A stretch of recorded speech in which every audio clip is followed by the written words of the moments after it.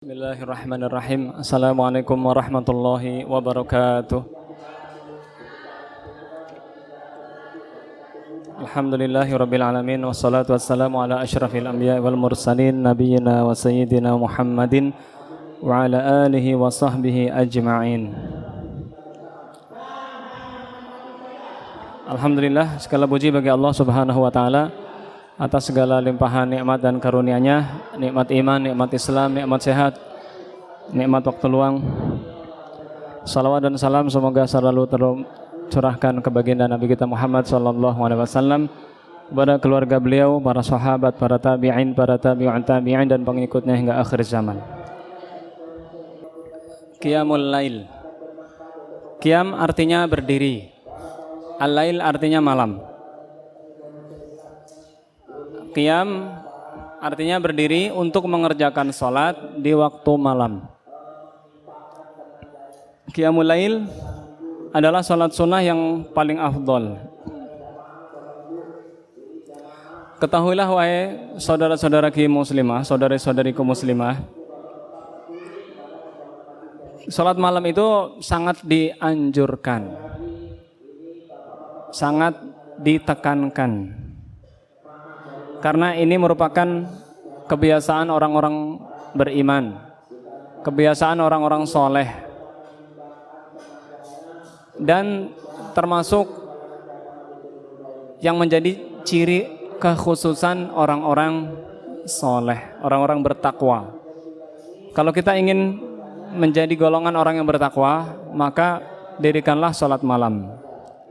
Allah Ta'ala berfirman, Innal muttaqina fi jannatin wa uyun akhidina bima atahum rabbuhum wa innahum kanu qabla dhalika muhsinin kanu qalilan minal layli ma yahja'un wa bil ashari hum yastaghfirun wa fi amwalihim haqqul lis-sa'ili wal mahrum. Sesungguhnya orang-orang yang bertakwa berada di surga-surga dan mata air, mata-mata air. Apa yang menyebabkan mereka itu masuk ke dalam surga? Akhidina ma atahum rabbuhum. Mereka mengambil apa-apa yang diberikan oleh Allah Subhanahu wa taala.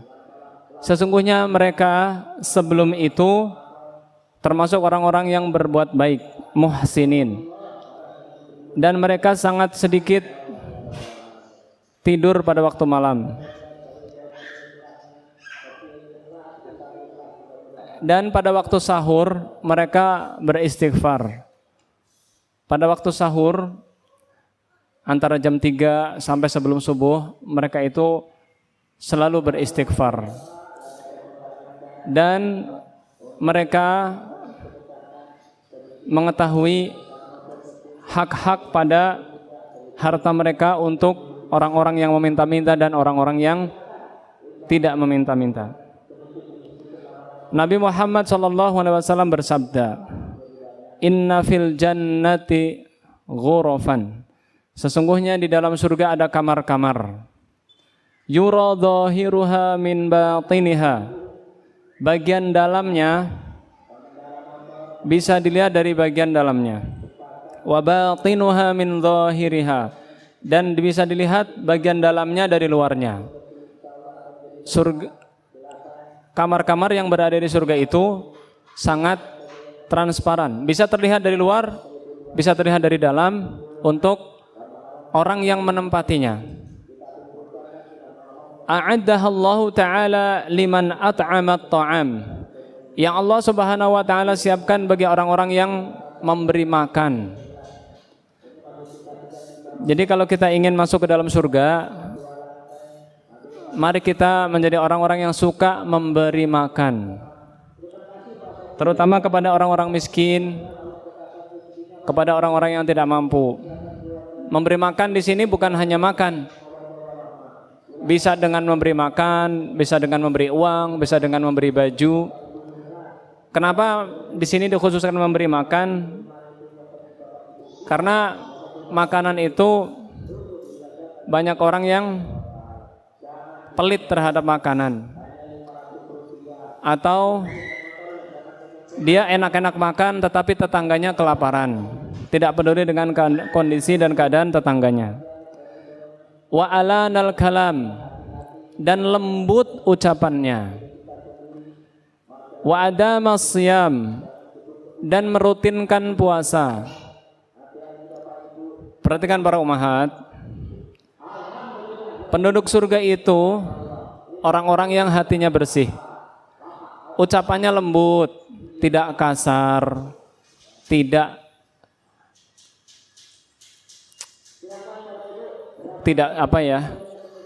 keras, kurang sopan, merendahkan orang, tidak.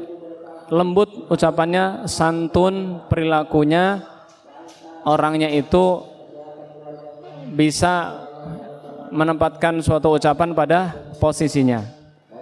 Dan merutinkan puasa. Wa shalla bil laili wan nasu niyam. Dan dia sholat di waktu malam pada saat orang-orang sedang tertidur lelap.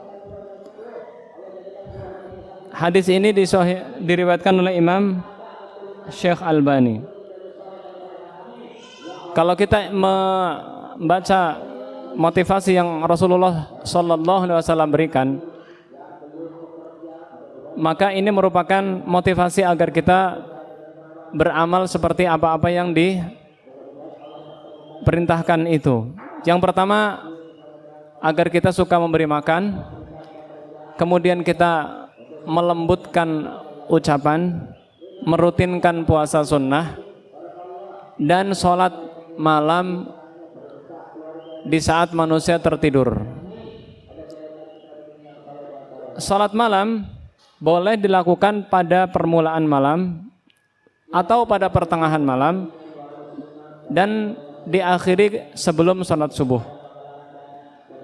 Tetapi yang afdol adalah mengakhirkan sholat malam sampai sepertiga malam terakhir.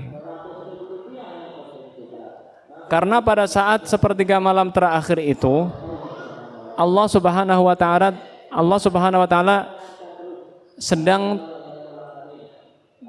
memberikan suatu kesempatan yang sangat penting dan berharga bagi kita. Allah Subhanahu wa taala turun ke langit dunia dan berfirman, "Man yad'uni fa'astajiba lahu." Siapa yang berdoa kepadaku akan aku kabulkan. Wa man yas'alani atau wa man yas'aluni la u'tiyannahu atau fa'u'tiyahu. Barang siapa yang meminta kepadaku, aku akan beri. Wa man istaghfarani la aghfira lahu atau fa'aghfira lahu. Dan barang siapa memohon ampun kepadaku, niscaya aku akan mengampuninya. Sepertiga malam itu kurang lebih mulai dari jam 2. Awal malam itu antara jam 8 sampai sekitar jam 10 atau jam 11. Pertengahan malam antara jam 00 atau jam 12 sampai jam 2. Itu pertengahan malam. Kalau sepertiga malam itu antara jam 2 sampai subuh. Itu pertengahan malam. Memang saat itu saat yang sangat berat. Kita lagi ngantuk, suasana dingin, sepi, anak-anak tidur, orang-orang tidur. Tetapi di saat itulah kita diuji, kita mau bangun malam atau tidak. Mari kita biasakan untuk sholat malam para ummahat. Minimal 1 rakaat, minimal. Berapa jumlah rakaatnya? Minimal 1 rakaat. Niatkan sholat witir. Karena sholat witir termasuk sholat malam. Sholat witir sudah kita bahas. Sholat witir itu sholat penutup sholat malam. Ya, sholat penutup sebelum kita menutup sholat malam, kita boleh melakukan sholat malam sebanyak-banyaknya. Lalu kita tutup dengan sholat witir.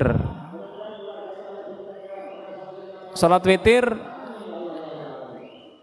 dikerjakan minimal 1 rakaat.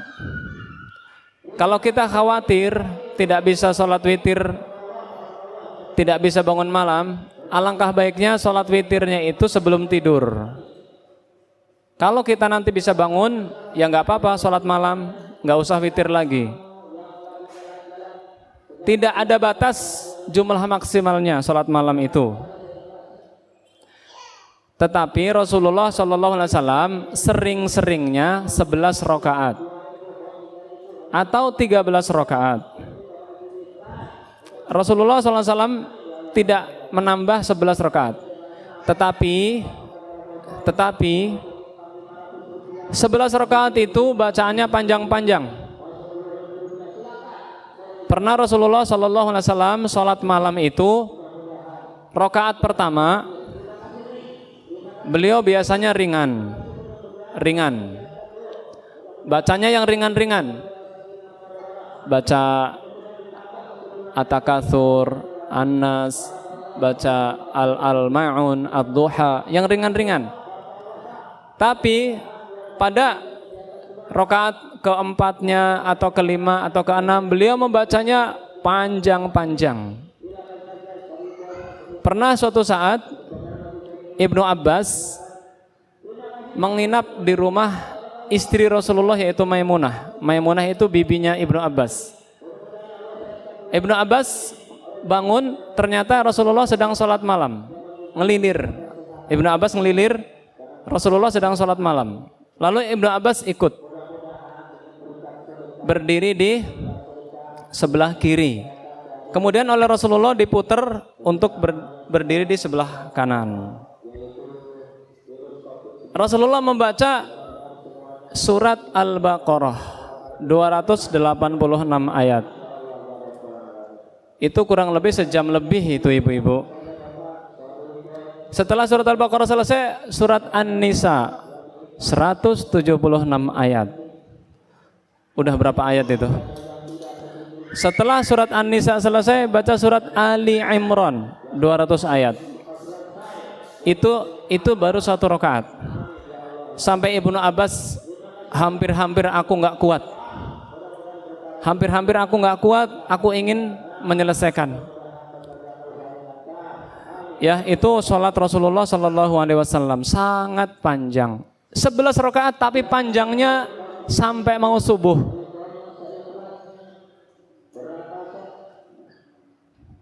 Panjangnya sampai mau subuh. Oleh karena itu bebas, kita sholat malam bebas. Mau 1 rakaat, mau 3 rakaat, mau 5 rakaat, mau 7, mau 9, 11, 13. Yang penting diakhiri dengan witir, diakhiri dengan ganjil. 17, 19, 21, 23, 25, 41 silahkan. Tidak ada batas. Tidak pernah Rasulullah membatasi sholat malamlah 11 rakaat, enggak pernah membatasi. Kalau kita capek, ya sudah 1 rakaat aja nggak masalah.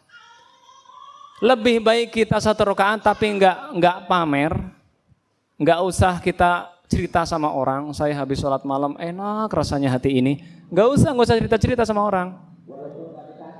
Apalagi sampai status teman-teman sholat malam itu enak sekali loh. Pamer dia, nggak usah pamer, simpen aja.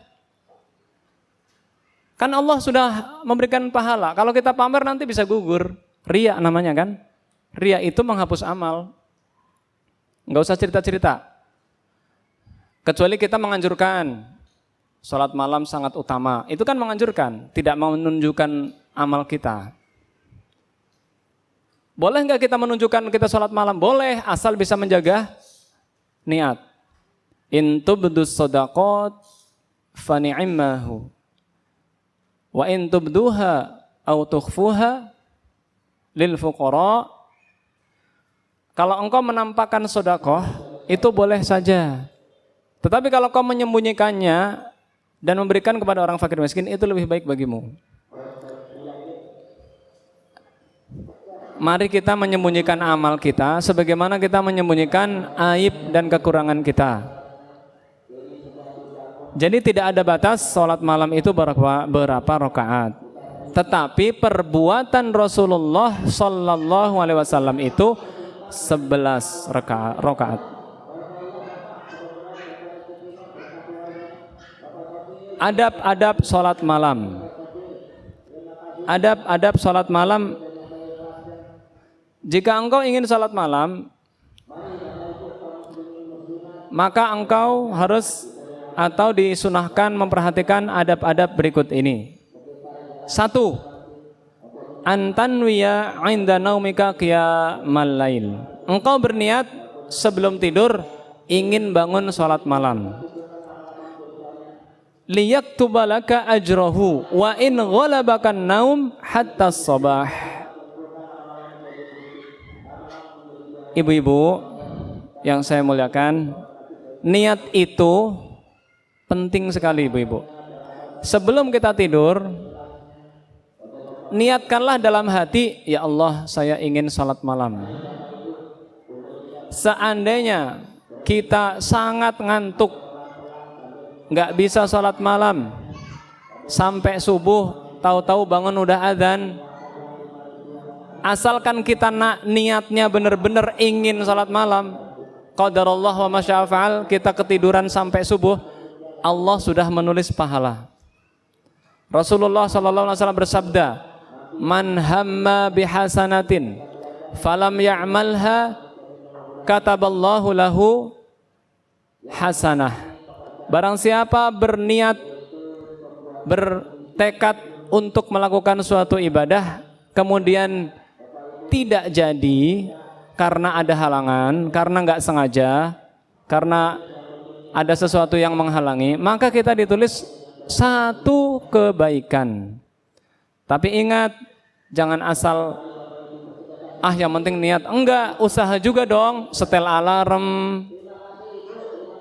alarm lewat HP, atau bilang sama suaminya, atau kalau suami bilang sama istrinya, Mas, ntar kalau Mas bangun malam, aku bangunin ya. Begitu juga kalau suami, yang kalau kamu bangun jam 4, bangunin aku ya. Itu kerjasama. Atau kalau sendiri suaminya lagi kerja, ya sudah pakai alarm. Harus dibiasakan ya ibu-ibu. Kita ngaji itu supaya tambah baik, tambah beramal. Bukan hanya sekedar status sebagai seorang yang sudah hijrah, tapi nggak mau sholat malam.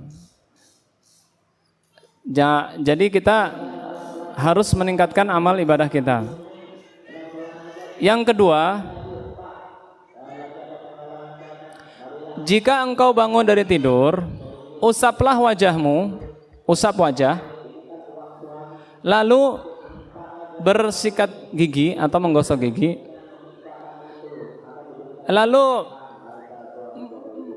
kalau bisa keluar rumah, kalau nggak bisa keluar rumah, ya di dalam rumah saja baca surat Ali Imran ayat 190.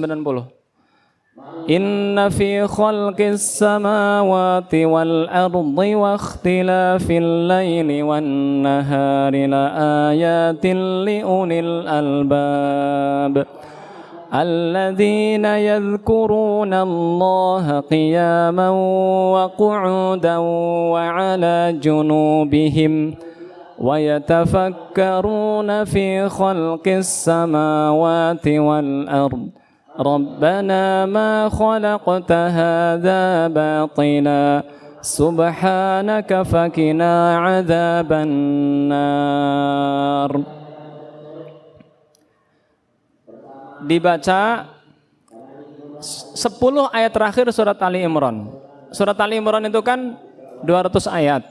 Dari mulai ayat 190 sampai 200 itu dibaca. Emang berat mengawali suatu sunnah itu berat. Lagi ngantuk-ngantuknya suruh baca kan, angop-angop.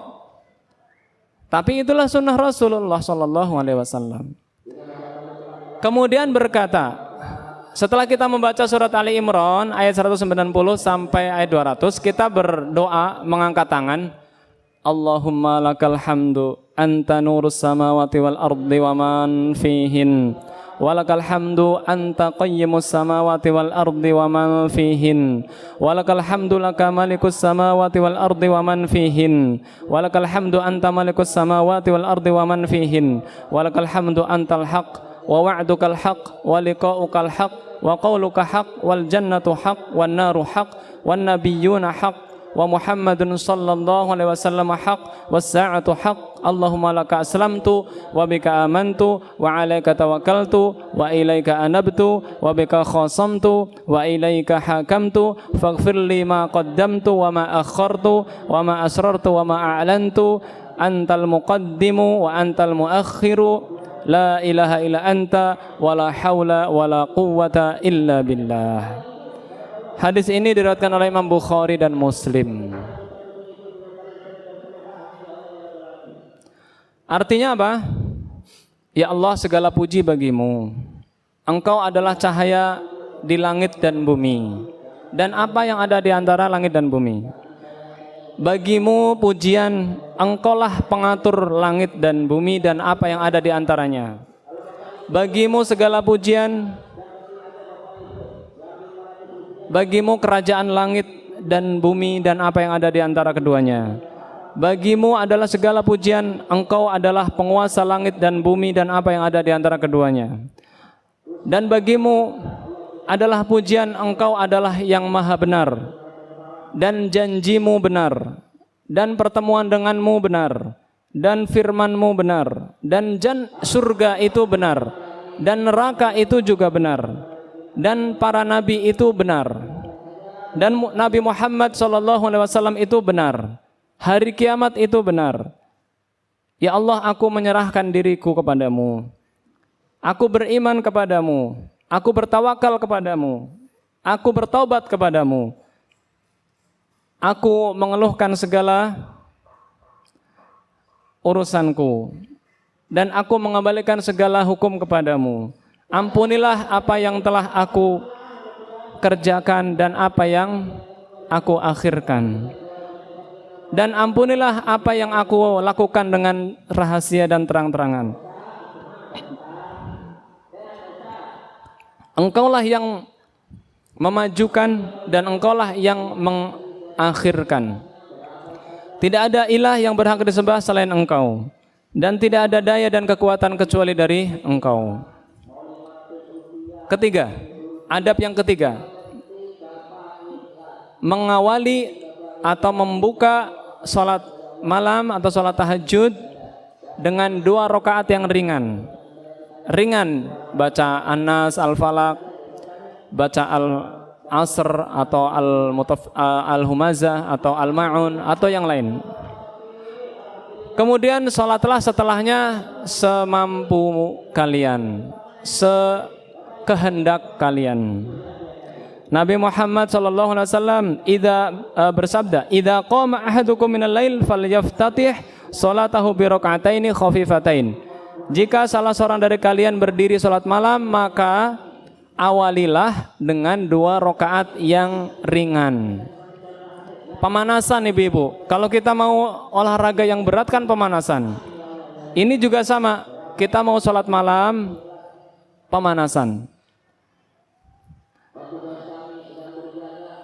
Atau kita maunya pendek-pendek semua suratnya, ya nggak masalah, nggak harus panjang-panjang, yang kita hafal saja. Kita tidak usah pakai memegang mushaf atau membaca mushaf, nggak usah. Apa yang kita hafal saja. Faqra'u ma tayassara minal Qur'an. Bacalah apa yang mudah, apa yang kamu hafal. 4. Aiqidhi zaujaki liyusalliya. Bangunkanlah suamimu agar bangun. Ini kalau istrinya yang lebih dulu bangun. Ini istri super. Istri luar biasa.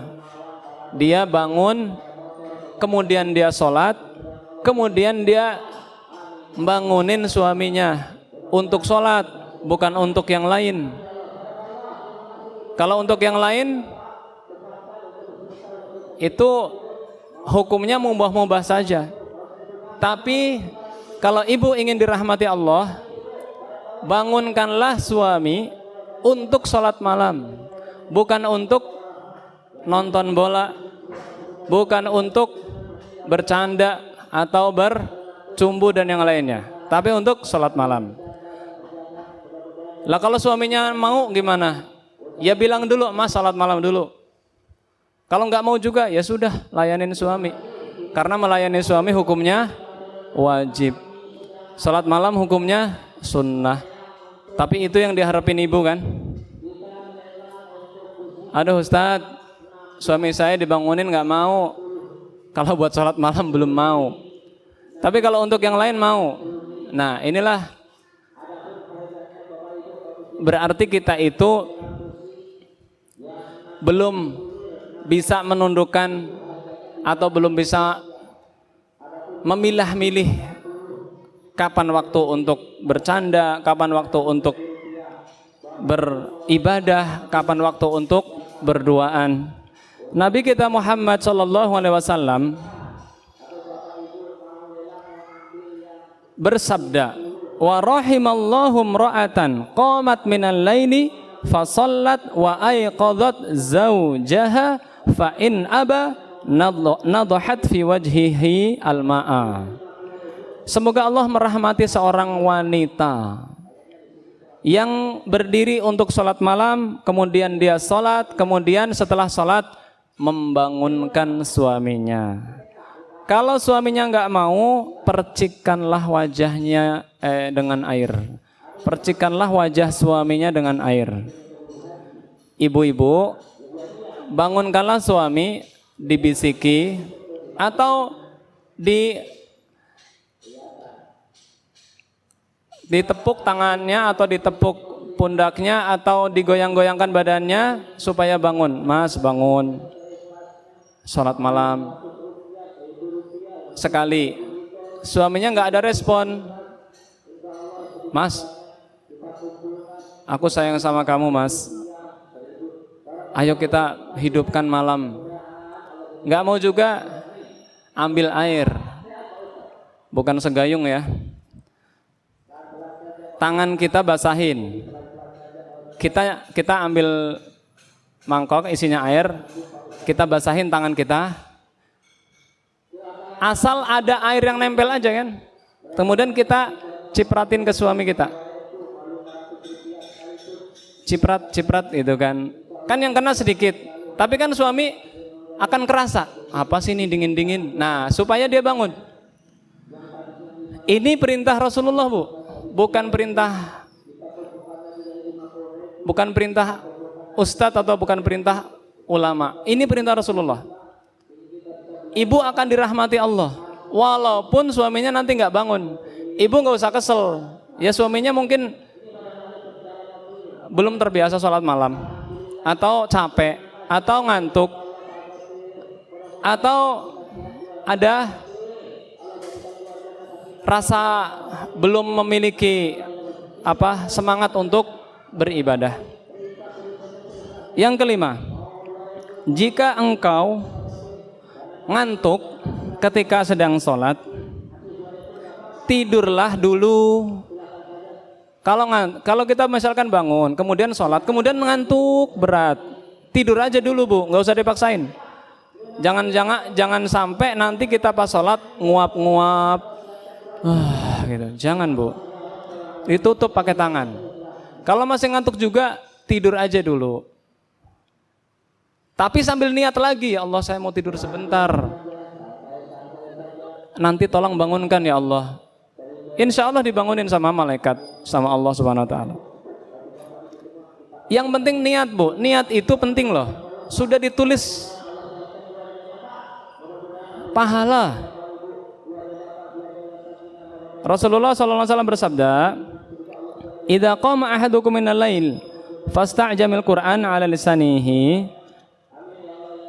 Jika salah seorang dari kalian sholat malam, kemudian membaca Al-Qur'annya agak salah-salah,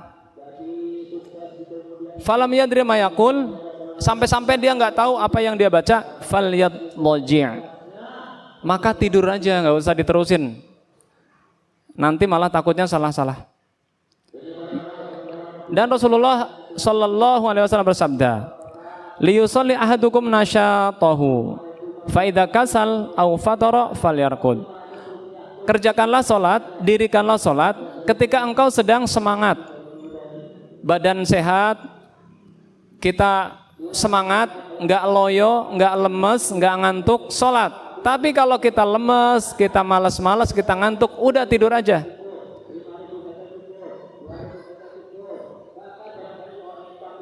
Makanya ibu, tidurnya jangan malam-malam. Tidurnya jam 8 lah, kalau nggak ada urusan yang penting. Kalau misalkan ada urusan, kita baca Al-Quran, kita nungguin suami pulang, kita ngomong anaknya rewel sampai malam, ya itu sih nggak masalah. Tapi kalau ngeliatin HP sampai malam, padahal dia nggak ada urusannya dengan HP,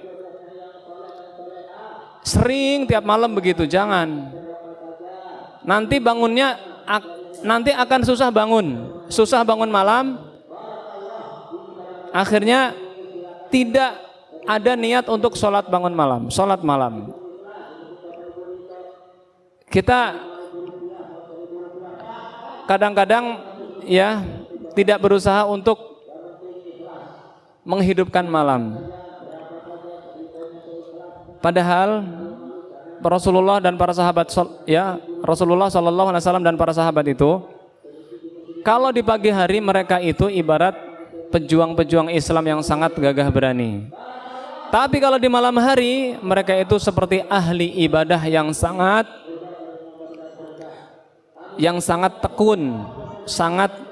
tekun beribadah.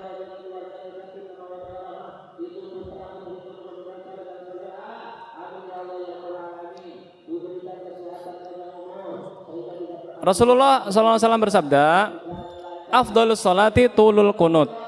Sebaik-baik salat itu yang panjang berdirinya. Kunut itu artinya berdiri, Bu. Kunut. Bukan yang Allahumma hdini fiman hadait. Itu kunut untuk salat witir. Hadis riwayat Imam Muslim.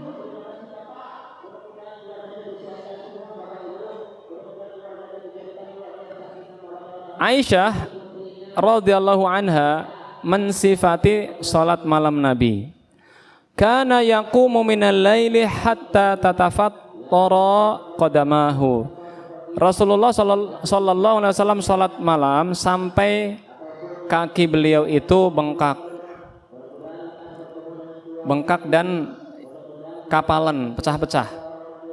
Saking berdirinya itu lama. Saking beliau itu seolah-olah sampai nggak memperhatikan kesehatan, padahal beliau itu sudah diampuni dosanya yang akan datang. Tidak mungkin beliau berbuat dosa, tetapi beliau itu sangat mensyukuri apa yang Allah berikan kepada beliau, sehingga beliau ya tidak pernah absen sholat malam. Karena bagi beliau sholat malam itu wajib. Allah Ta'ala berfirman, Inna rabbaka ya'lamu annaka taqumul layli. Inna rabbaka ya'lamu annaka taqumu adna min thulusayil layli wa nisfahu wa thulusahu wa ta'ifatum minal ladhina ma'ak.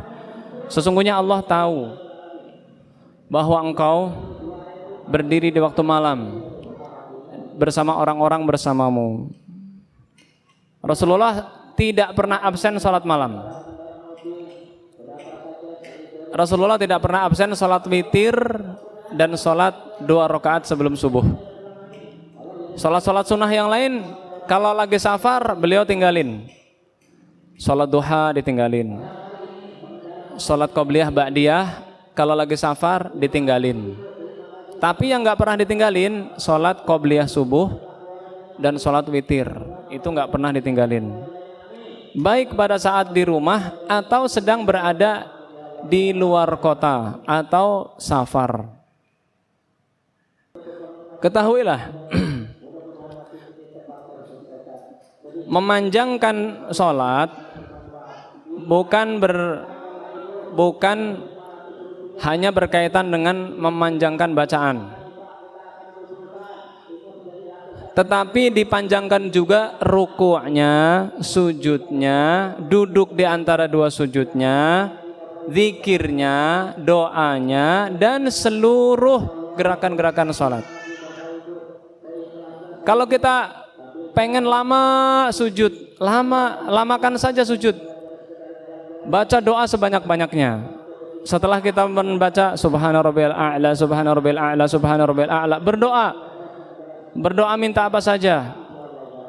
Allahumma inni as'aluka bi anni asyhaduka annaka antallah la ilaha illa anta al-alim an tu'allimani. Allahumma akthir mali wa waladi wa barik li fi ma a'taitani wa atil umri fi ta'atik wa ahsin amali waghfirli. Allahumma barik li fi amwali wa fi umri wa fi ilmi. Minta apa saja ketika sujud. Kalau kita capek berdiri, sujudnya yang lama nggak apa-apa. Kita capek duduknya yang lama nggak apa-apa. Ya, kita minta apa? Kita ingin minta apa kepada Allah? Mintalah ketika sholat malam, ibu-ibu. Karena Allah saat itu sedang turun ke langit dunia dan memperhatikan orang-orang yang sedang sholat malam dan sedang berdoa. Allah maha mendengar. Miliaran orang sedang sholat malam misalkan, sedang berdoa. Allah semuanya bisa mendengar.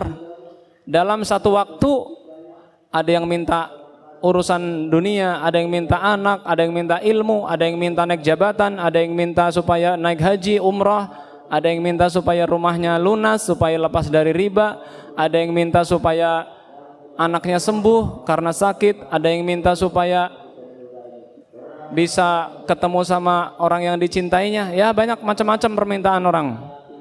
Allah akan mengabulkannya, ibu-ibu. Karena saat itu Allah berfirman, man yas'alani fa'u'tiyahu. Siapa yang minta pada sepertiga malam terakhir itu, siapa yang minta, aku akan beri. Kadang-kadang kita ragu, masa sih Allah akan memberi? Iya, Bu, Allah akan beri. Dengan 3 alternatif.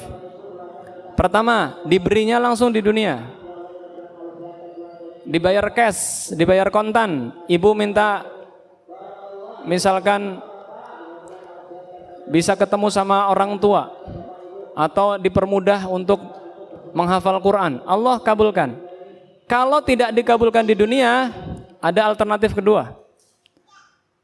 Akan disimpan nanti di akhirat. Doa-doa kita yang belum dikabulkan di dunia tidak akan hangus. Akan Allah kasih pahalanya nanti di akhirat. Dan justru inilah tabungan kita, ibu-ibu. Ibu-ibu, jangan cuma menabung di bank dunia. Tabunglah di negeri akhirat dengan memperbanyak doa. Kita menyetorkan doa kepada Allah setiap hari. Walaupun kita doanya itu juga, Rabbana atina fid dunya hasanah wa fil akhirati hasanah wa qina adzabannar, disimpan di akhirat. Rabbana hab lana min azwajina wa dzurriyyatina qurrata a'yun waj'alna lil muttaqina imama. Kalau enggak dikabulkan di dunia, disimpan di akhirat. Minta supaya sembuh dari sakit.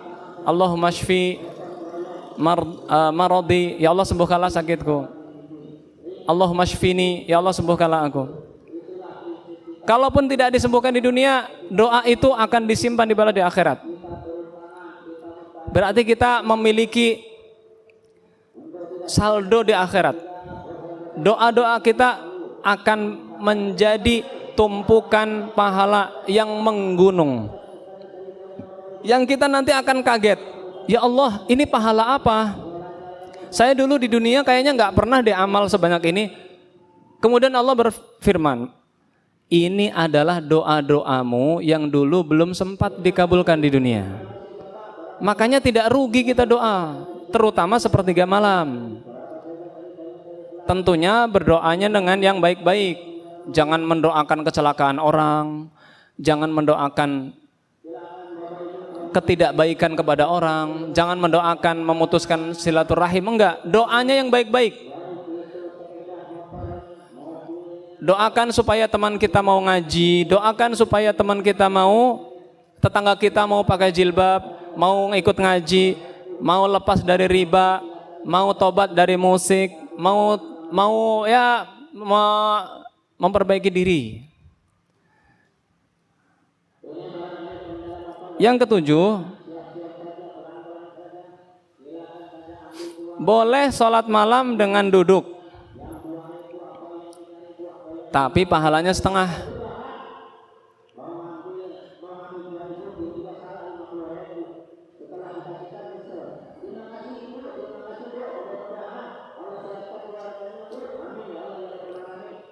Sholat malam dengan duduk pahalanya setengah. Tapi kalau kita duduknya karena sakit, pahalanya tetap full. Bedakan ibu-ibu, sholat malam kita sehat, tapi kita mau duduk, itu dapat pahala tapi setengah. Tapi kita biasa sholat malam berdiri, pada suatu saat kaki kita misalkan sakit, nggak bisa berdiri, akhirnya kita duduk. Nah itu kan karena ada uzur, maka pahalanya tetap full. Karena Allah Maha tahu, dia nggak berdiri bukan karena nggak mau, tapi karena memang nggak bisa. Duduknya boleh pakai kursi, boleh duduk sila, boleh duduk iftirash. Yang kedelapan, boleh membaca surat atau Al-Fatihah pada sholat malam itu dengan keras. Tapi kata di sebuah riwayat, la tuqidhu naiman wala tuz'iju yaqidhan. Tidak sampai membuat orang yang tidur itu bangun, dan tidak sampai membuat orang yang terjaga itu berisik. Paham nggak? Kita boleh baca dengan suara yang agak keras, tapi orang tidur itu tidak sampai bangun, nggak sampai kaget. Dan tidak sampai orang yang sedang bangun juga itu merasa terganggu. Ya, misalkan kayak gini. A'udzubillahi minasyaitonirrajim. Bismillahirrahmanirrahim. Alhamdulillahi rabbil alamin. Dan seterusnya. Itu kan orang tidur itu nggak bangun kita baca begitu. Dan orang yang sedang melek pun tidak merasa berisik. Itu sholat malam. Dan masih banyak adab-adab yang lainnya. Kita lanjutkan pekan depan insyaallah ta'ala. Ada yang mau bertanya silahkan.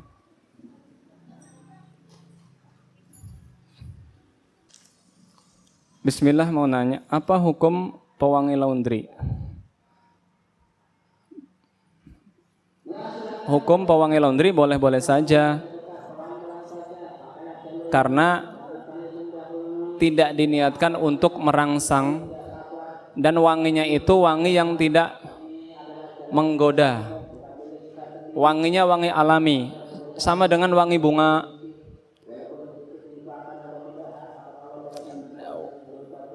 Tetapi yang dilarang itu pewangi yang menyengat, yang sampai menimbulkan syahwat bagi laki-laki. Kan banyak minyak wangi yang menimbulkan syahwat bagi laki-laki. Itulah minyak wangi yang terlarang. Nabi Muhammad SAW bersabda, ayyuma mra'atin ista'tarat famarrat bihil qaum, atau famarrat bil qaum liyajida rihaha fahiya zaniyah. Wanita mana saja yang memakai minyak wangi yang baunya menyengat dan menarik syahwat laki-laki, kemudian dia sengaja melewati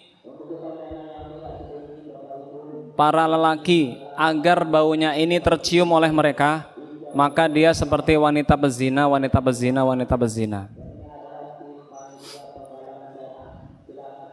Ibu-ibu kalau keluar rumah cukup pakai minyak wangi yang tidak menyengat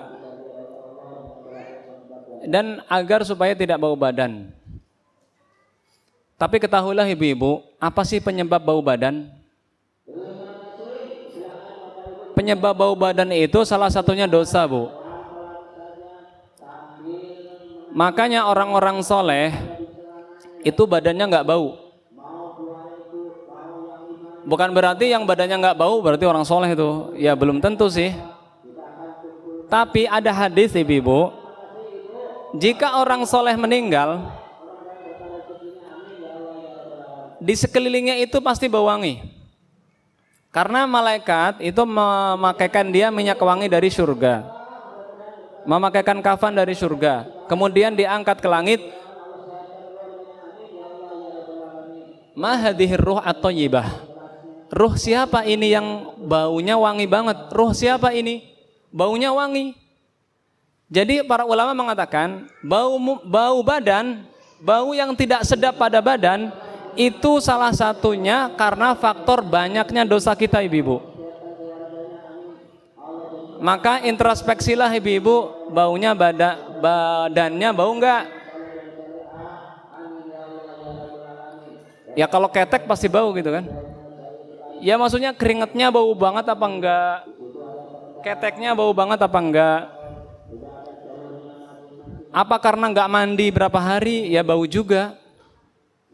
Yang jelas ibu-ibu, asalkan kita hidup sesuai dengan sunnah, mandi, suka menjaga kebersihan, tidak sampai makanan-makanannya juga tidak asal, rajin sikat gigi, rajin bersiwak, insya Allah kita nggak bau badan. Nenek kemarin baru meninggal. Saya mengasih uang untuk takziah, tapi biasa di kampung uang tersebut diberikan untuk acara 3-7 hari. Bagaimana hukum uang yang kita kasih?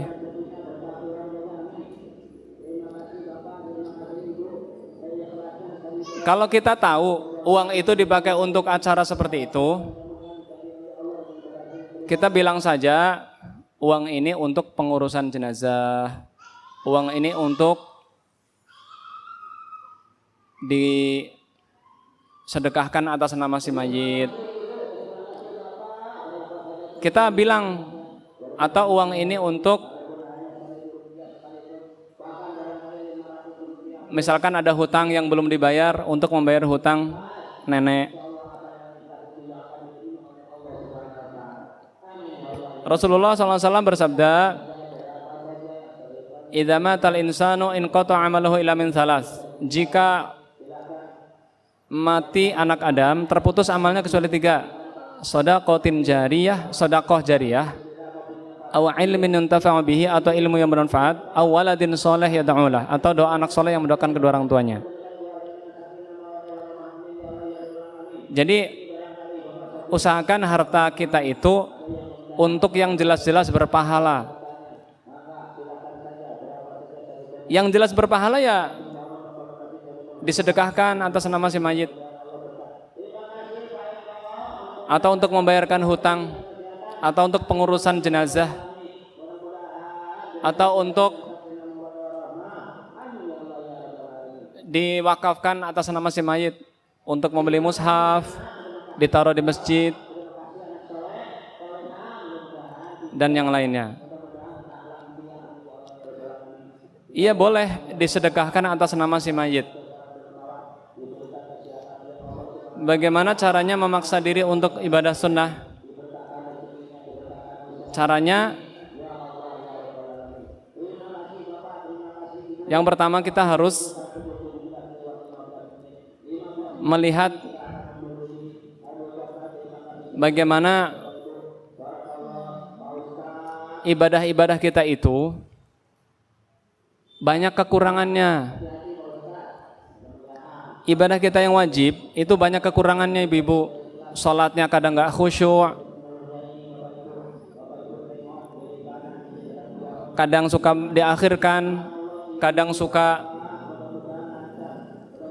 tidak tumakninah. Kita paksa sholat sunnah, ibadah sunnah, jangan melihat hukum sunnahnya, Bu. Jangan kita menyepelekan kan itu cuman sunnah. Jangan. Sunnah itu tidak selamanya itu bermakna dikerjakan dapat pahala, ditinggalkan tidak berdosa. Tidak selamanya artinya begitu. Memang itu salah satu artinya. Sunnah itu dikerjakan dapat pahala. Kalau tidak dikerjakan rugi. Rugi enggak? Ya rugilah, enggak dapat pahala. Kan kita hidup mau nyari pahala, bukan mau nyari duit doang, bukan hanya sekedar untuk berfoya-foya di dalam hidup ini, bukan. Yang pertama, Ibu, kita harus menghadirkan sikap ibadah wajib saya aja masih banyak yang kurang, maka perbanyaklah ibadah sunnah. Yang kedua, Ibu-ibu, terkhusus yang bertanya, lihatlah orang yang lebih rajin beribadah. Jangan lihat orang yang lebih males. Ibu-ibu, baca perjalanan istri-istri Rasulullah SAW, baca kisah perjalanan para ulama, baca kisah perjalanan wanita-wanita mulia.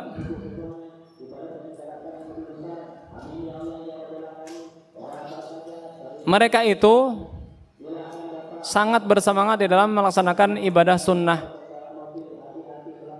Karena ibadah sunnah itu menjadikan diri kita ini dekat dengan Allah. Innallaha yuhibbul muttaqin. Allah mencintai orang-orang yang bertakwa. Allah mencintai orang-orang yang mengamalkan sunnah.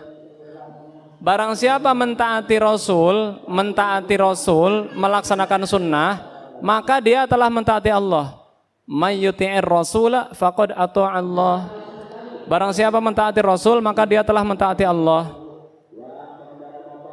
Yang ketiga, ingatlah kematian.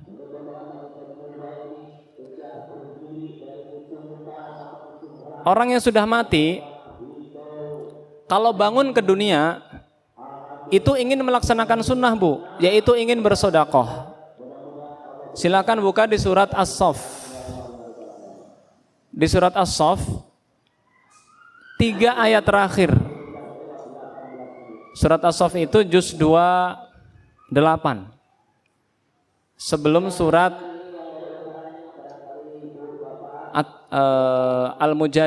setelah Al-Mujadilah, Al-Hasyr, Al-Mumtahanah, kemudian As-Saff. Di situ Allah Ta'ala berfirman, Ya ayyuhalladzina amanu la tulhikum amwalukum wa la auladukum an dzikrillah wa man yaf'al dzalika fa ulaika humul khasirun. وأنفقوا مما رزقناكم من قبل أن يأتي أحدكم الموت فيقول رب لولا أخرتني إلى أجل قريب فأصدق وأكن من الصالحين ولن يؤخر الله نفسا إذا جاء أجلها والله خبير بما تعملون. Silakan dibaca artinya surat As-Saff 3 ayat terakhir. Wahai orang-orang yang beriman, depannya gitu. Iya. Orang yang mati itu berangan-angan pengen apa? Pengen hidup lagi supaya bisa sedekah. Sedekah itu kan sunnah, ya enggak? Supaya pengen beramal sunnah. Walaupun ada sedekah yang wajib, itu zakat. Jadi sebelum kita mati, perbanyaklah amal-amal sunnah, sedekah, salat malam. Kita ingin sujud. Kalau kita bisa tahu apa yang dirasakan orang-orang yang ada di dalam kubur, mereka itu sekarang menangis, menjerit, teriak, minta tolong, pengen bangun lagi, pengen sujud, pengen sholat, pengen beribadah kepada Allah Subhanahu wa taala. Tetapi itu ya, jadi paksalah diri kita untuk bersemangat melakukan ibadah sunnah. Jangan melihat istilah sunnahnya, jangan. Tapi lihatlah kita ini banyak dosa. Kita ini banyak dosa. Supaya dosa kita berkurang, perbanyaklah amalan sunnah. Ya, semoga bermanfaat. Wassallallahu ala nabiyyina Muhammadin sallallahu alaihi wasallam wa akhiru da'wana alhamdulillahi rabbil alamin. Subhanakallahumma bihamdika asyhadu an la ilaha illa anta astaghfiruka wa atubu ilaik. Assalamualaikum warahmatullahi wabarakatuh.